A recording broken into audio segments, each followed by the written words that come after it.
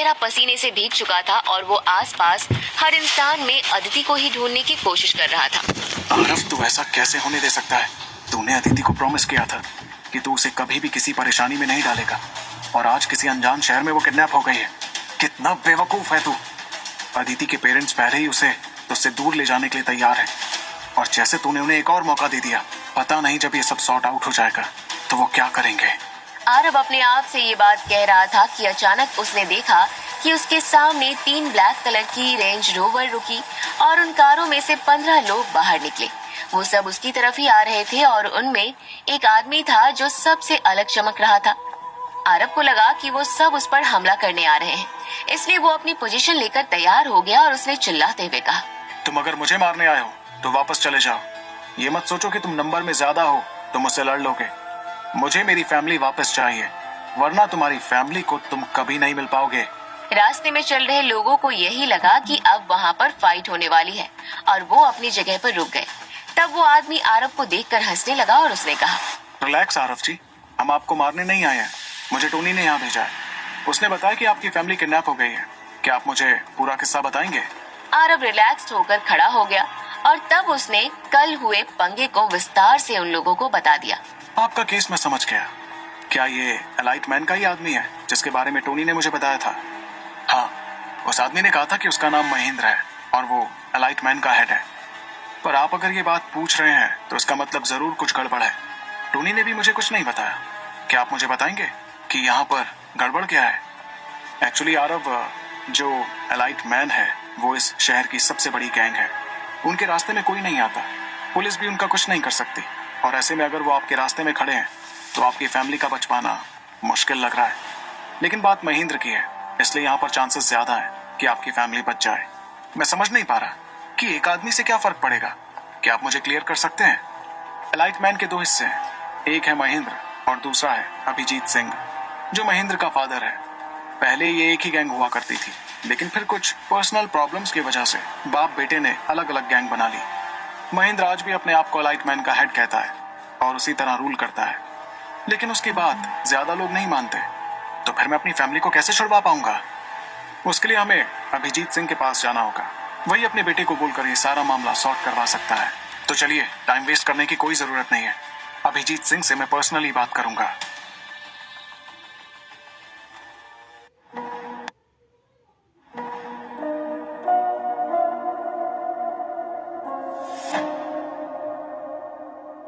आरव जाने के लिए तैयार था और वो कार की तरफ बढ़ा, लेकिन वो आदमी और उसके सारे लोग वहीं पर खड़े थे। क्या हुआ? चलिए ना, मैं और टाइम वेस्ट नहीं कर सकता। पहले ही मुझे अपनी फैमिली के लिए बहुत चिंता हो रही है। तुम्हें चलने की कोई जरूरत नहीं है आरव। ये सिटी तुम्हारी कंट्री जैसी नहीं है। यहाँ पर चीज अलग तरीके से होती है। तुम अपने होटल जाओ और आराम करो। हम तुम्हारी फैमिली को फ्री करवा कर वहीं पर भेज देंगे। नहीं, ऐसा नहीं हो सकता, आरव ने थोड़ी सी तेज आवाज में कहा। आसपास खड़े हुए सारे गैंग मेंबर्स अपने लीडर के साथ किसी आदमी को ऐसे बात करता हुआ देखकर थोड़ा शॉक थे, पर उन्होंने कुछ नहीं किया। मैं अपनी फैमिली को खुद बचाऊंगा। मैं नहीं चाहता कि वो ये समझें कि मैंने उनके लिए कुछ नहीं किया, और आई डोंट थिंक सो कि अभिजीत सिंह आपकी बात मान पाएगा। मुझे उनसे पर्सनली एक बार बात करने की कोशिश करने दीजिए। अगर मैं कुछ नहीं कर पाया तो फिर आप सब कुछ हैंडल कर लेना। पर आरव, पर वर की कोई बात नहीं है। मुझे जितना कहना था मैंने कह दिया है। इन केस अगर बात बिगड़ती है तो मैं आपसे बोल दूंगा, फिर आप अपने हिसाब से चीजों को लेकर चलिएगा। क्या ये ठीक रहेगा? क्या अब हम चल सकते हैं? हाँ ठीक है, चलो चलो बॉयज। उस आदमी ने ऑर्डर देते हुए अपनी गैंग को कहा। सब कार के अंदर बैठ गए और आरव भी उनके साथ बैठ गया और फिर वो अभिजीत सिंह के घर की तरफ चल दिए। कुछ देर बाद गाड़ी रुकी और वो कार में से उतरा। वो लोग एक बहुत बड़े से बंगले के सामने खड़े थे, जिसके बाहर कुछ गार्ड्स थे और उनके हाथ में गन्स थी। तब उस आदमी ने कहा, तुम्हारे पास कोई वेपन तो नहीं है ना? नहीं, कुछ भी नहीं है। ठीक है, आओ मेरे साथ। बॉयज, तुम यहीं पर रुको। आरव उस आदमी के साथ अकेले ही गेट की तरफ जाने लगा। गेट पर खड़े सिक्योरिटी गार्ड्स ने उन दोनों को चेक किया और फिर अपने वॉकी टॉकी पर बात करके अंदर जाने के लिए गेट खोलने को बोला। गेट खुलते ही आरव ने देखा कि वहाँ भी बहुत सारे गार्ड्स खड़े हैं और सबके पास गन्स थी। सबकी नजरें उन दोनों पर ही टिकी हुई थी और जैसे जैसे वो दोनों आगे बढ़ रहे थे, सब उन्हें ही घूर रहे थे। तुम दोनों यहाँ पर क्यों आए हो? अपना पर्पस बताओ। महेंद्र ने इस आदमी की फैमिली को किडनैप कर लिया है और इसलिए हम अभिजीत सर से बात करना चाहते हैं। ठीक है, तुम यहीं रुको, मैं सर से बात करके आता हूँ। वो गार्ड उस ऑफिस के अंदर चला गया। आरव की बेचैनी और भी बढ़ रही थी कि अब क्या होने वाला है, और अगले ही पल वो गार्ड बाहर आया और उसने कहा, तुम दोनों अंदर जा सकते हो। आरव और वो आदमी अंदर चले गए। अंदर जाकर उन्होंने देखा कि वहाँ पर एक आदमी बैठा हुआ है। उसकी उम्र करीब 60 साल होगी। उसके मुंह में एक सिगार था और हाथों में गोल्ड की रिंग्स थी। वो उन दोनों को ही देख रहा था। तब उसने कहा, क्या इशू आ गया? महेंद्र ने किसकी फैमिली को किडनैप कर लिया? सर, महेंद्र ने इस आदमी, मैंने तुमसे बात नहीं की। उसकी फैमिली किडनैप हुई है तो वो खुद जवाब दे देगा। अभिजीत सिंह ने आरव की तरफ देखते हुए कहा, और फिर आरव ने कॉन्फिडेंटली उसकी आंखों में आंखें डालते हुए उसे एक पल के लिए देखा, जैसे वो उसे डरा रहा हो।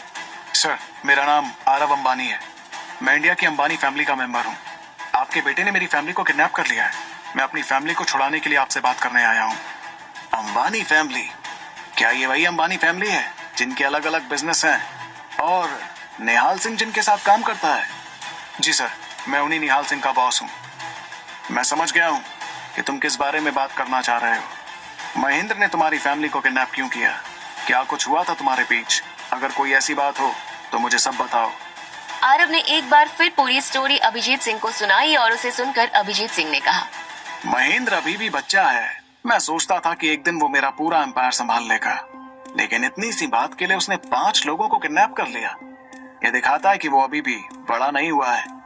उसमें एटीट्यूड बहुत ज्यादा है। ये सब कहीं ना कहीं मेरी गलती है कि मैंने उसे अपने सर पर चढ़ा रखा था। सर, मुझे उससे कुछ लेना देना नहीं है कि महेंद्र कैसे काम करता है और क्या करता है। मेरा बस इतना जानना है कि मेरी फैमिली फ्री हो पाएगी या नहीं। हो जाएगी। तुम एक काम करो, महेंद्र को फोन लगाओ और उससे उसकी लोकेशन पूछो। अभिजीत सिंह की बात सुनकर आरव ने अपना फोन निकाला और अदिति का नंबर डायल किया। एक रिंग में ही महेंद्र ने उसका फोन उठा लिया। मुझे तो लगा अब तू फोन नहीं लगाएगा, पर तू हिम्मत वाला लगता है। फालतू की बातें मत कर, ये बता कि कहां पर आना है। अच्छा, अब मैं फालतू की बातें कर रहा हूँ। ठीक है, तू यहाँ आ, तब तुझे देखता हूँ मैं शिपयार्ड नंबर 3 डॉक के सामने। आधे घंटे में मुझे तू यहाँ चाहिए, वरना। इतना कहते हुए महेंद्र ने फोन काट दिया और आरव ने ये एड्रेस अभिजीत सिंह को दे दिया। ठीक है, चलो हम उससे मिलकर आते हैं। अभिजीत सिंह ने कहा और वो तीनों वहाँ से बाहर निकल गए। वहीं दूसरी ओर महेंद्र ने उन सब को किडनैप करके एक कोने में बैठा रखा था। उन सब के हाथ पांव बंधे हुए थे, लेकिन मुंह खुला हुआ था। तब बीना जी ने महेंद्र को चिल्लाते हुए कहा, आखिर तुम कैसे गैंगस्टर हो? तुम्हें दिमाग नहीं है क्या? आरव की गलती की सजा तुम हमको क्यों दे रहे हो? जो भी किया है उसने किया है, छोड़ दो हमें। महेंद्र तब उसकी तरफ मुड़ा और हंसने लगा। फिर उसने अपनी हंसी कंट्रोल करते हुए कहा, ए बुढ़िया, चुप हो जा, बक बक मत करो। चाहे गलती किसी की भी हो, सजा सबको मिलेगी।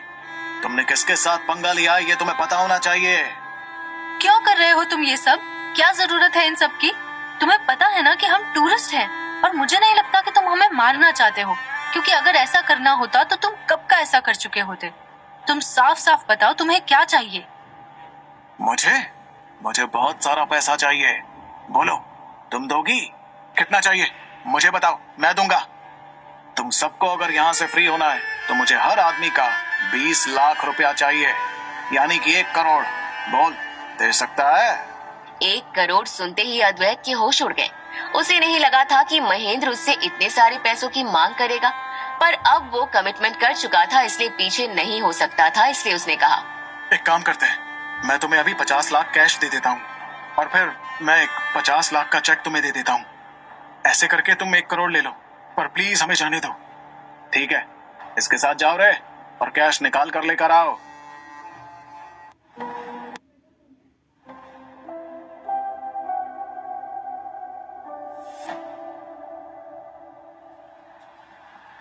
अद्वैत कुछ गुंडों के साथ पैसे लेने चला गया था।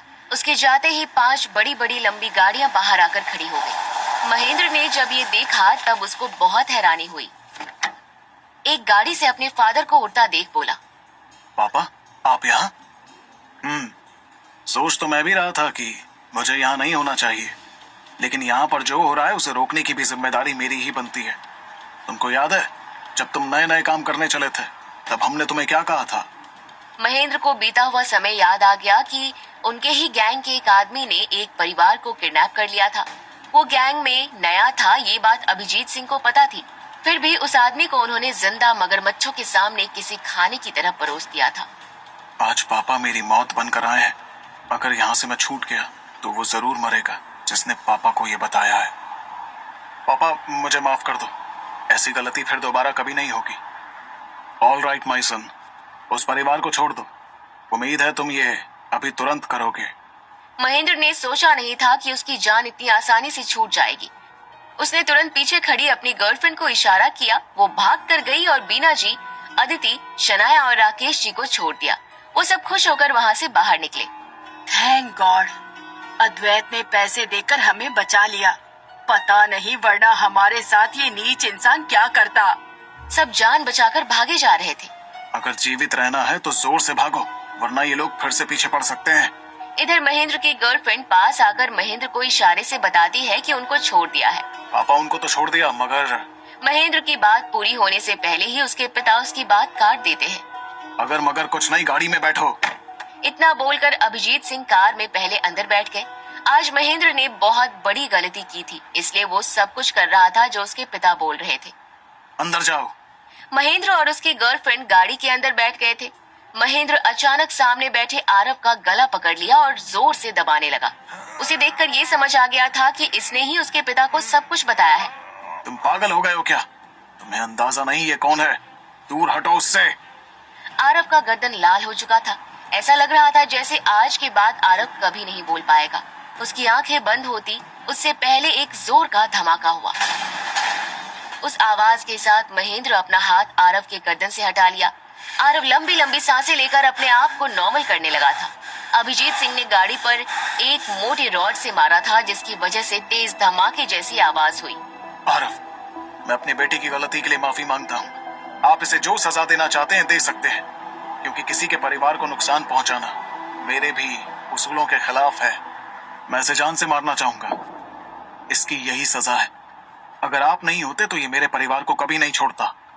इतना सुनते ही महेंद्र और उसकी गर्लफ्रेंड दोनों के पसीने छूट गए। महेंद्र हाथ जोड़कर अपने फादर की तरफ मुड़ा। पापा, आप ऐसा नहीं कर सकते। मैं आपका बेटा हूँ। आप इस अनजान आदमी के लिए अपने बेटे को कैसे मार सकते हैं? इतना कहने के बाद महेंद्र अपनी गर्लफ्रेंड को देखा और फिर अपने फादर से कहा, इसे मार दो। इसने ही मुझे उकसाया था किडनैप करने के लिए और पैसे वसूलने के लिए। मैंने कब कहा? तुम खुद चाहते थे इन्हें पकड़ना। अंकल, इसे लगा ये बड़ी फैमिली है, इनसे 1 करोड़ वसूला जा सकता है, इसलिए इसने ही ये प्लान बनाया था। मैं चली जाती हूँ, अब कभी नहीं आऊंगी। मैं सिंगापुर ही छोड़ दूंगी। इतना कहकर वो जाने लगी। तभी अभिजीत के इशारे पर उनका गार्ड लड़की को एक झटके में पकड़कर कार के अंदर डाल दिया। अब महेंद्र और उसकी गर्लफ्रेंड दोनों सीट पर हाथ जोड़कर बैठे थे। उनके सामने अभिजीत और आरव थे। आरव को अब डिसाइड करना था कि वो किसे मारने वाला है।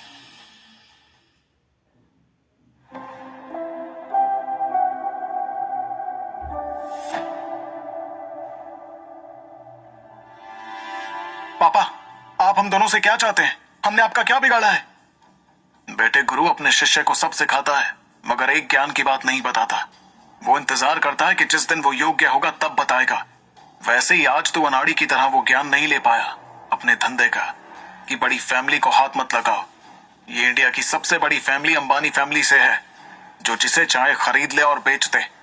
तूने इनसे पंगा लेकर बहुत बड़ी गलती कर दी। आरव, इसे मैं नहीं मार पाऊंगा। आखिर ये मेरा बेटा है, पर मैं इसे तुम्हें सौंपता हूँ। आरव पहले तो उससे अपना परिवार छुड़ाना चाहता था, मगर उसे याद आ गया कि उसने कैसे अदिति के साथ बदतमीजी की थी। अगर मैं इसे आज छोड़ दूं, तो क्या गारंटी है कि ये मुझे या मेरे परिवार को छोड़ देगा? हो सकता है कि हमसे अपनी गर्लफ्रेंड को मारने का बदला ले। फिर क्या? मैं तुम्हारा कंफ्यूजन समझ सकता हूँ कि तुम क्या सोच रहे हो। ठीक है, तुम दोनों खुद ही डिसाइड करो कि तुम में से कौन जिएगा और कौन मरेगा। अपने बाप की बात सुनकर महेंद्र डर गया था। उसने सोचा नहीं था कि उसका बाप एक दिन किसी को ऐसे मारने के लिए दे देगा। ये आप कैसी बात कर रहे हैं? मैं आपका बेटा हूँ। तू मुझे बाप बोलने का राइट बहुत पहले ही खो चुका है। अपने पिता से सपोर्ट ना मिलता देख महेंद्र आरव का गर्दन पकड़ लिया। मैं तुझे मार डालूंगा साले। आरव को सांस लेने में दिक्कत हो रही थी और तभी अचानक उसने जोर से महेंद्र के हाथ पर अपने हाथों से दे मारा, जिस कारण महेंद्र की हड्डी टूट गई। अभिजीत ने कभी सोचा नहीं था कि आरव ऐसा सच में कर देगा। वो आरव को हैरानी से अपनी आंखें फाड़े देख रहा था। आपको इनके साथ जो करना है कीजिए, मैं अब यहाँ से जाता हूँ। ये कहकर आरव गाड़ी से उतर गया और अभिजीत सिंह उसे देखता रह गया। आरव परेशान था कि उसकी फैमिली अभी तक होटल पहुंची भी है या नहीं। वो जल्दी जल्दी चलता जा रहा था। दूसरी ओर सब होटल में पहुंच चुके थे। सभी अद्वैत के कमरे में थे। अद्वैत पूरे कमरे में इधर से उधर चक्कर काट रहा था। तभी दरवाजे पर नॉक हुआ। आवाज सुनकर अद्वैत और भी डर गया था, लेकिन हिम्मत करके वो दरवाजे के हॉल से बाहर देखने की कोशिश करने लगा। उसे बाहर राकेश जी और शनाया दिखाई पड़े। वो झट से दरवाजा खोला। दरवाजा खुलते ही शनाया भागकर अद्वैत के गले लग गई। थैंक यू सो मच अद्वैत। अगर तुमने पैसे देकर आज हमें नहीं बचाया होता तो आज हमें मरने से कोई भी नहीं बचा सकता था। सही कहा। आज तो अद्वैत तुमने हमें शेर के मुंह से जिंदा निकाला है। हम तुम्हें कभी नहीं भूल पाएंगे। अद्वैत ही तो हमारे असली दामाद है, वरना कुछ लोगों से अच्छा तो कोई कुत्ता पालना है। कम से कम वो घर की रखवाली तो करता है। अदिति समझ रही थी कि ये सब किसके लिए कहा जा रहा है। उसे बुरा लगा। तब उसने आरव के बचाव के लिए कहा, माँ भूलो मत, वो भी हमारे घर का हिस्सा है और उसने पूरी कोशिश की होगी हमें छुड़ाने की। जिस हिसाब से वो भीख मांगकर हमें छुड़ाता ना, उस हिसाब से 100 साल लग जाते और आज हमारा राम नाम सत्य हो जाता। अदिति ने सोचा नहीं था कि आज उसकी माँ उसे भी बोलने नहीं देगी। अद्वैत को ये पता था कि उन सबको छुड़ाने वाला आरव ही हो सकता है, तो वो भी चुप नहीं रह सका। माँ अदिति सही कह रही है। बेचारा हमारे लिए परेशान हो रहा होगा और हमें छुड़ाने की कोशिश में लगा होगा। जब शनाया ने ये सुना तो उसे भी यकीन हो गया, क्योंकि उसने उस दिन आरव को उनके लिए फाइट करते देखा था। अदिति, ये तुम्हारे वीआईपी हैं कहाँ? बीना जी को एक और मौका मिला आरव को भला बुरा कहने का, तो वो भला उसे खाली कैसे जाने दे सकती थी। लड्डू बांट रहा होगा। हम सब इकट्ठे जो मौत के मुंह में चले गए थे। बीना जी के इतना बोलने के बाद ही वहाँ आरव आ गया था, जिसे देखते ही बीना जी टॉन्ट मारते हुए बोली, आओ आओ अदिति, इन महाशय की आरती उतारो। ये लंका जीत कर आए हैं। शनाया फोन उठाओ और इनके लिए जो कुछ चाहिए ऑर्डर करके मंगवा के खिलाओ इन्हें, है ना? आरव बीना जी की बात को इग्नोर कर सीधा अदिति के पास चला गया। आप सब लोग ठीक तो हैं? तुम्हें बड़े दुख के साथ बताया जा रहा है कि हम जिंदा हैं। आरव की हद से ज्यादा आज बेइज्जती हो रही थी। आरव नीचे सर किए खड़ा था। कहाँ मर गए थे? हमें तो मरता छोड़कर भाग गया था। कम से कम अपनी बीवी को तो बचा लेता। वो तो अद्वैत ने पैसे देकर छुड़ाया, वरना हम सभी मारे जाते। अद्वैत को पता था अगर उन्हें यहाँ पर बचे रहना है तो आरव को पटाए रखना होगा, क्योंकि वो किसी बॉडीगार्ड से कम नहीं है। जो आदमी हट्टे कट्टे 5 मुस्तंडों को मार सकता है, वो आगे उनकी जान भी बचा सकता है। छोड़िए ना आंटी, जो आदमी हमें मुसीबत में छोड़कर अगर कहीं जा सकता है, उसका क्या ही भरोसा किया जाए। शनाया भी जान चुकी थी कि अगर उन्हें यहाँ से बचकर निकलना है तो आरव जैसे फाइटर का उनके साथ होना बहुत जरूरी है, इसलिए आरव का बचाव भी जरूरी है। पापा, आज हम जिंदा हैं तो आरव के कारण।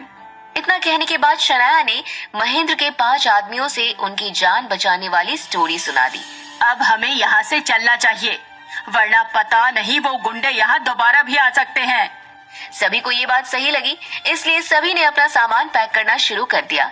अद्वैत वहाँ से जाने के लिए अरेंजमेंट करने लगा। तुम ठीक हो ना? हाँ। अदिति भी आरव की हो रही बेइज्जती महसूस कर रही थी। वो जानती थी कि अगर वो मुसीबत में है तब आरव बाहर शांति से कभी भी नहीं बैठ सकता है। अदिति सामान पैक करते हुए आरव को प्यार से देखे जा रही थी। कुछ समय बाद उसके नजदीक गई। तुम्हें पता कैसे चला कि हम छूट के वापस आ गए हैं? आरव ने सोचा भी नहीं था कि अदिति को कभी उस पर शक होगा और वो अचानक उससे ऐसे सवाल पूछ लेगी। आरव अदिति को इग्नोर करता है और सामान को पैक करता रहता है, लेकिन अदिति कहाँ पीछा छोड़ने वाली थी। उसने फिर से अपना सवाल दोहराया। बोलो ना, तुमको कैसे पता चला कि हम लौट आए हैं? अदिति हर बार आरव के पास जाकर सवाल धीरे से पूछ रही थी ताकि बीना जी ना सुन ले। आरव ने झट से खुद को बचाया। नीचे मैनेजर को बोल रखा था कि तुम में से कोई आए तो फोन करे। अच्छा, तभी मैं सोचूं पता कैसे चला। सभी ने अपना अपना सामान पैक कर लिया था और सभी लोग अद्वैत का इंतजार कर रहे थे। काफी समय बीत गया था मगर अभी तक अद्वैत नहीं आया था। बीना जी से और इंतजार नहीं हो रहा था। उन सब में गुंडों के आने का डर बना हुआ था।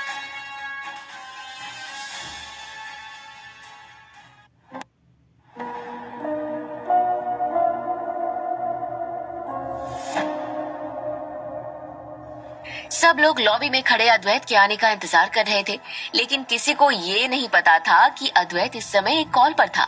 उस कॉल पर बात करते वक्त उसकी सांसें ऊपर नीचे हो रही थी और माथा पसीने से भीगा हुआ था। अद्वैत ने कॉल पर कहा, सर आप मेरी बात तो मानिए, मैंने पूरी कोशिश की पर कुछ काम नहीं आया। इसको तुम कोशिश बोलते हो? वो आदमी अभी भी जिंदा है और हमारी आंखों के सामने घूम रहा है। तुम्हें पता है ना ये हमारे लिए कितनी खतरनाक बात है।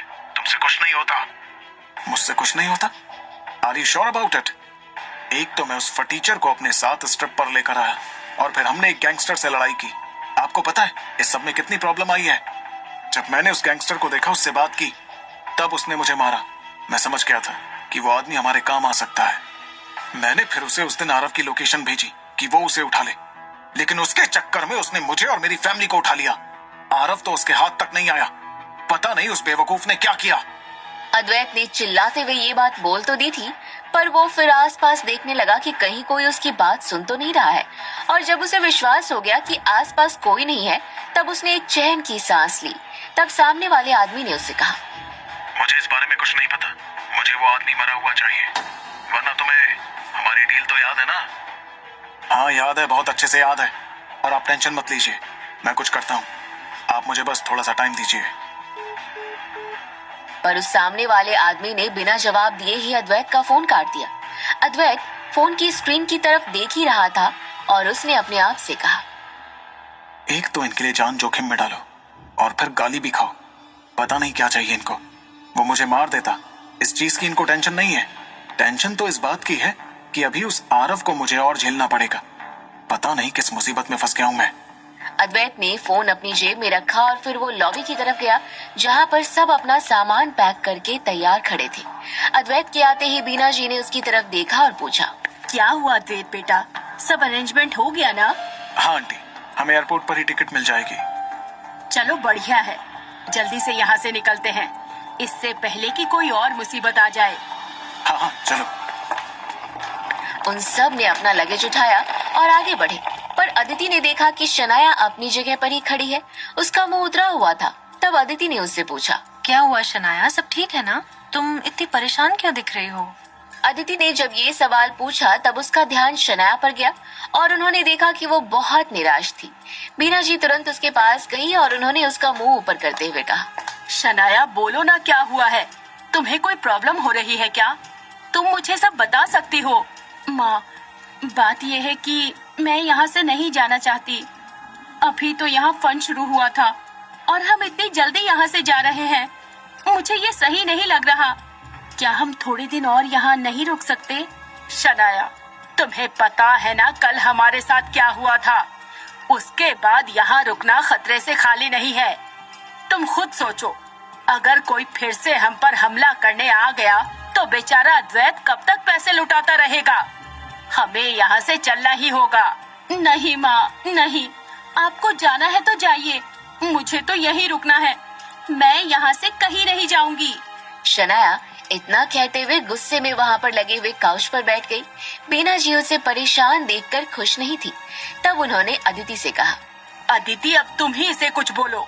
देखो ना ये कैसे बच्चों की तरह जिद कर रही है। क्या ये सही बात है? पर माँ, मेरे हिसाब से तो शनाया सही कह रही है। अदिति ने जब ये बात कही तो सब ये सुनकर शॉक्ड हो गए। किसी को भी नहीं लगा था कि अदिति शनाया की साइड लेगी।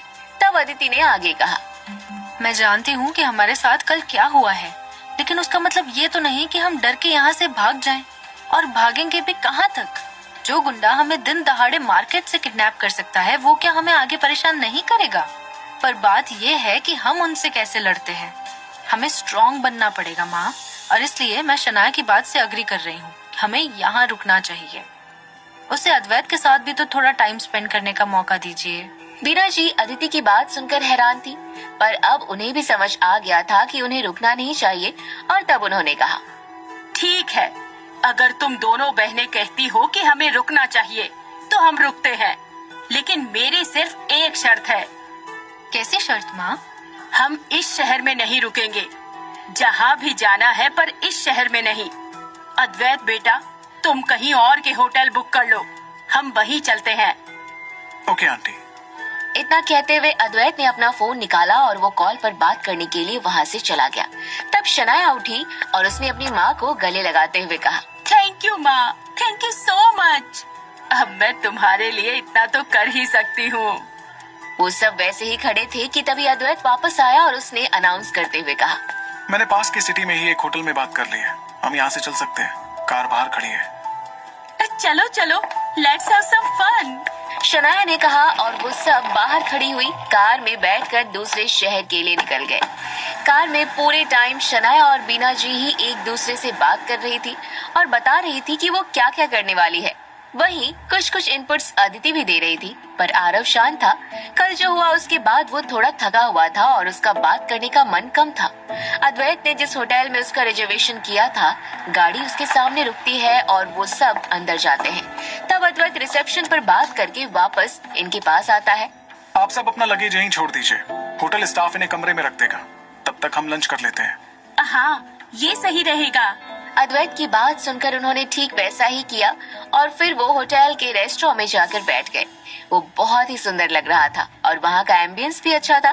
बीना जी और राकेश जी मेन्यू की डिशेस देख रहे थे, वहीं अद्वैत और शनाया अपनी कुछ बातें कर रहे थे। और तब अदिति ने आरव से पूछा, तुम ठीक हो ना? आज सुबह से तुमने कुछ ज्यादा कहा नहीं। यूं ही, मेरा मन कम है, बाकी मैं 100% ठीक हूँ। Thank you for the concern. Aarav smile करते हुए अदिति को ही देख रहा था। तभी उसका फोन बजा। वो निहाल सिंह का फोन था तो उसने उस कॉल को काट दिया। तब निहाल सिंह का फोन एक बार और आया, इसका मतलब कुछ अर्जेंट था। पर आरव सबके सामने फोन पिक नहीं कर सकता था, इसलिए वो वहाँ से उठा और थोड़ी दूर चला गया। कहो निहाल सिंह, तुमने 2 बार फोन किया? सर, मैंने चेक करने के लिए फोन किया कि क्या आपकी फैमिली सेफ है। हाँ, सब सेफ है। मैंने टोनी और उसके आदमी की वजह से उन्हें छुड़वा लिया था। इसके अलावा कोई और अर्जेंट बात? निहाल सिंह ने एक लंबा पोज लिया, जिसका मतलब साफ था कि जरूर कुछ गड़बड़ है। तब आरव ने कहा, निहाल सिंह, तुम्हारे मन में जो भी चल रहा है उसे एक्सप्रेस कर दो, इतना मत सोचो, जो भी होगा मैं हैंडल कर लूंगा। तुम बताओ क्या बात है? सर, बात यह है कि यहाँ पर सब कुछ सही नहीं चल रहा है और मैं चाहता हूँ कि आप जल्दी से यहाँ वापस आ जाएं। आखिर बात क्या है निहाल सिंह? वो मैं आपको कॉल पर नहीं बता सकता सर, ये खतरे से खाली नहीं है। आप प्लीज जब भी हो सके, जितनी जल्दी हो सके, यहाँ वापस आ जाइए, हम यहीं पर डिस्कस कर लेंगे। ओके निहाल सिंह, मैं तुम्हें अपडेट करता हूँ।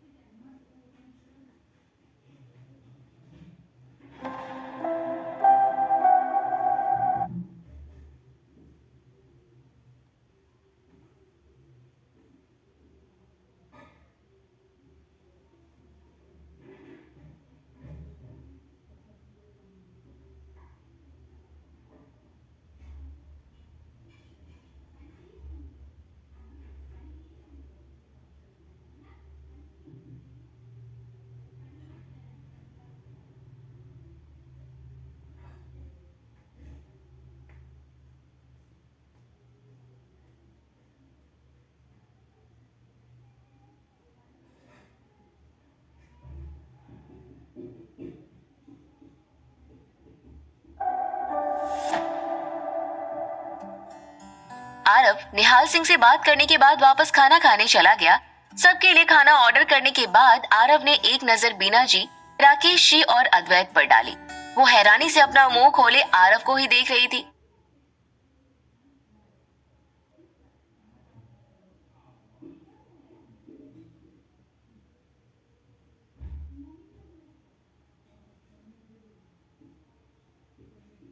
आरव को ये सब बहुत फनी लग रहा था। आरव को फॉरेन लैंग्वेज की अच्छी नॉलेज थी। वो टोटल 10 फॉरेन लैंग्वेज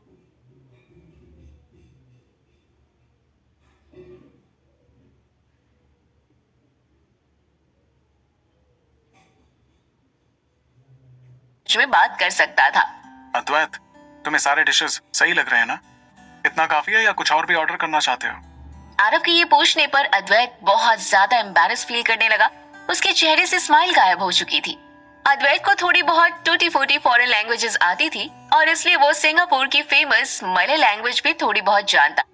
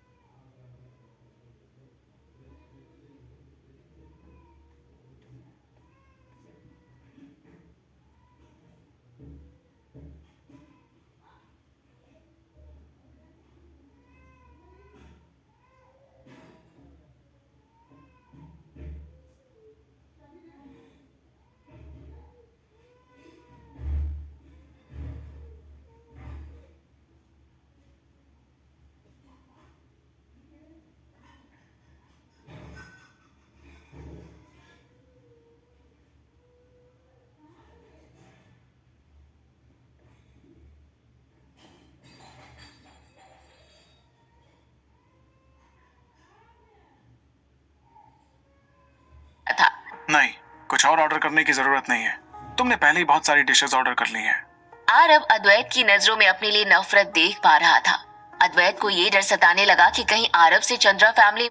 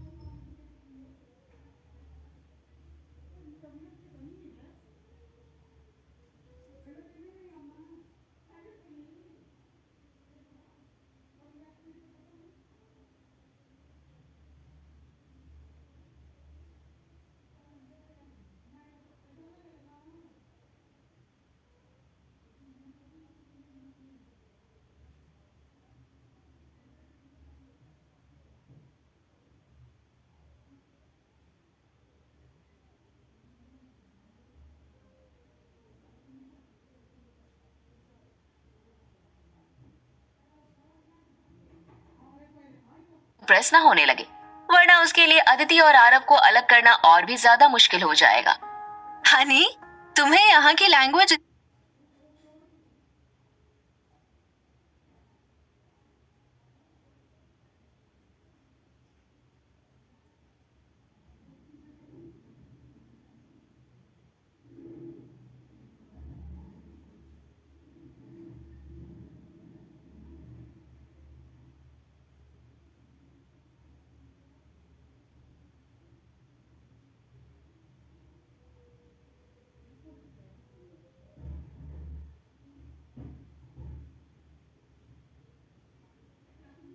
इतने अच्छे से आती है, मुझे आइडिया नहीं था।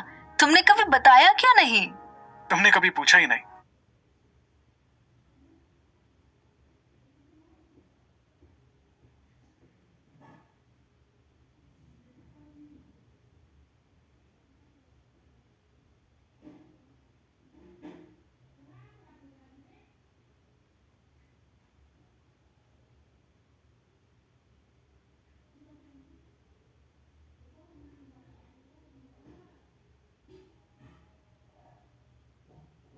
वैसे मुझे और भी फॉरेन लैंग्वेज आती हैं। बीना जी घूरते हुए आरव को देखने लगी। उन्हें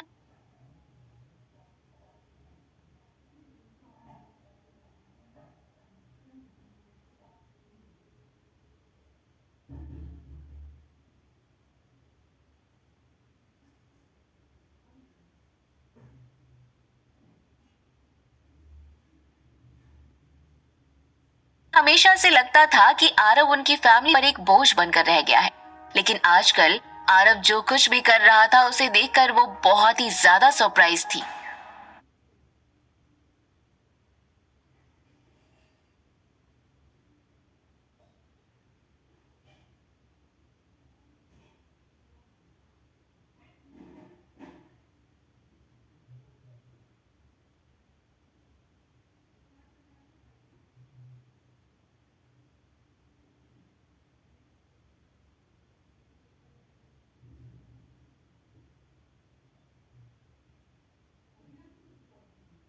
इसमें इतना सरप्राइज होने वाली कौन सी बात है? तुमने बस दो चार खाने के नाम याद कर लिए होंगे।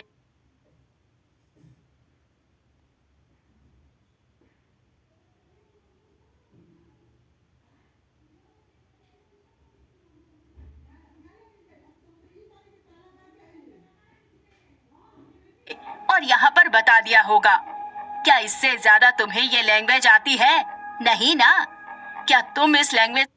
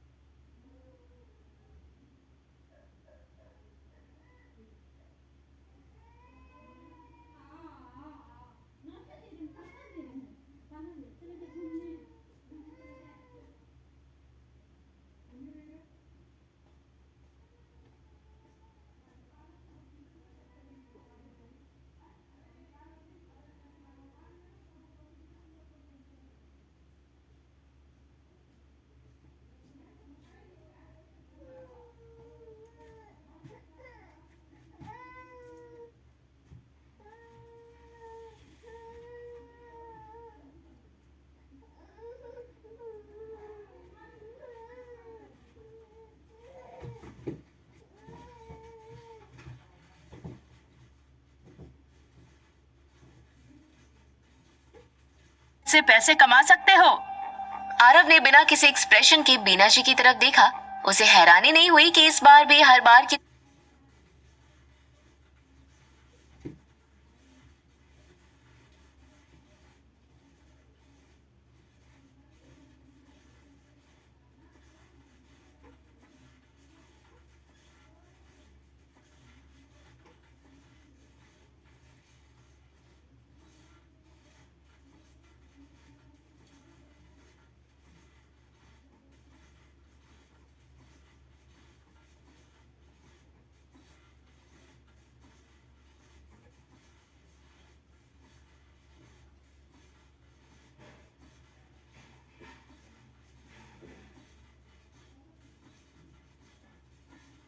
तरह बीना जी बात को घुमा फिरा कर पैसे पर ले आई थी। आरव, तुमने क्या क्या ऑर्डर?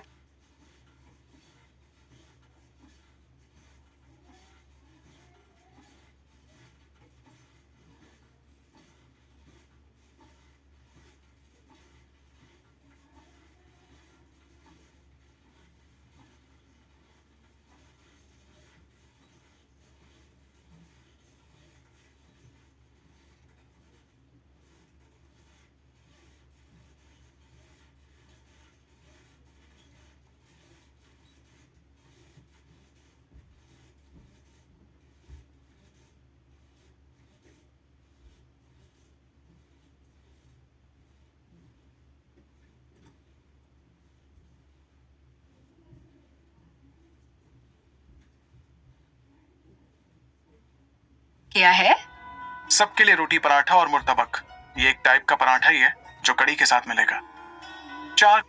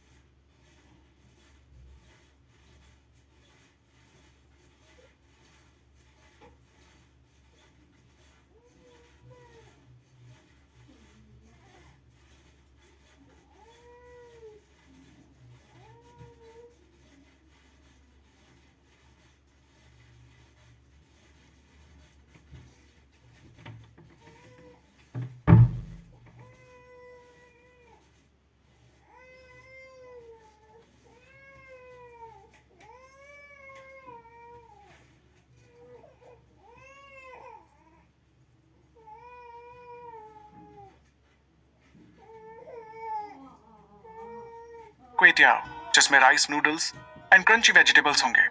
अगली डिश है चिकन राइस, जो वेज डिश है, सोयाबीन से बनी हुई है।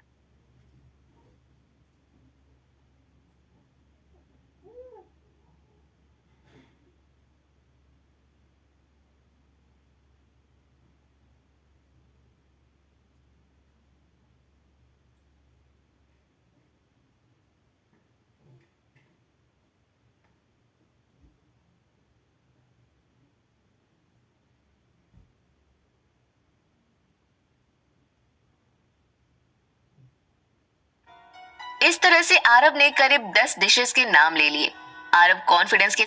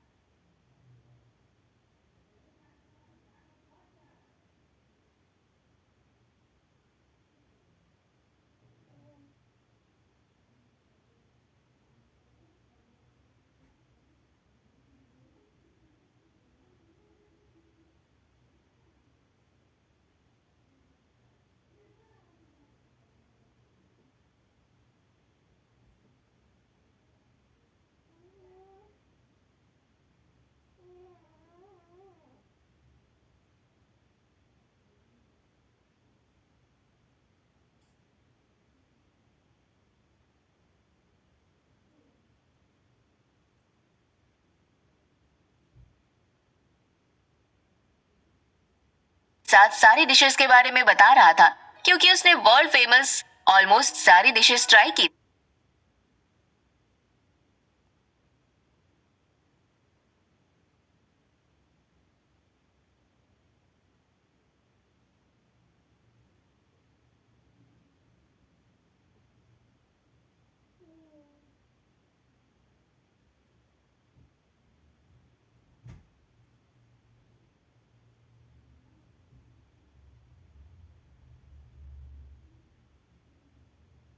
थी, इसलिए उसे हर खाने के बारे में अच्छी तरह से पता था। मैंने 2 बोतल रेड वाइन भी ऑर्डर किया।